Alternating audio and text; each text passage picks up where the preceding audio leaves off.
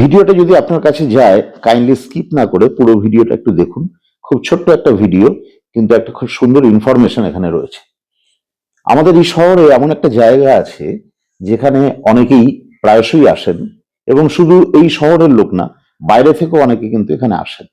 কিন্তু মজার বিষয় হচ্ছে, এই জায়গাটার যে একটা ইতিহাস রয়েছে, এই জায়গাটার একটা মাহাত্ম্য আছে, সেটা কিন্তু অনেকেই জানেন না।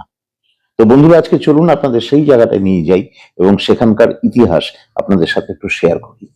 মালদা রেলওয়ে স্টেশন যেতে মনস্কামনা রোডের উপর রয়েছে ঐতিহ্যবাহী শতাব্দী প্রাচীন এই মনস্কামনা মন্দির।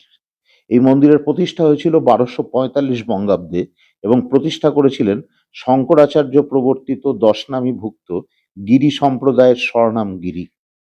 এবং এই মন্দিরের বাঁ পাশে যে একটি ত্রিভুজাকৃতির ঘর রয়েছে, সেখানে কিন্তু সাধক বিশ্বম্ভরগিরির সাধনস্থল রয়েছে। কথিত আছে এই মন্দিরে কারো মনস্কামনাই অপূর্ণ থাকে না, তাই এই মন্দিরের নাম হচ্ছে মনস্কামনা মন্দির। এখানে দেবী কিন্তু অষ্টধাতুর ভগবতী রূপে বিরাজমান, এবং এখানে যে দেবী মূর্তি আমরা দেখতে পাই, কথিত আছে এটি মনসা চণ্ডী। এখানে দেবী সিংহবাহিনী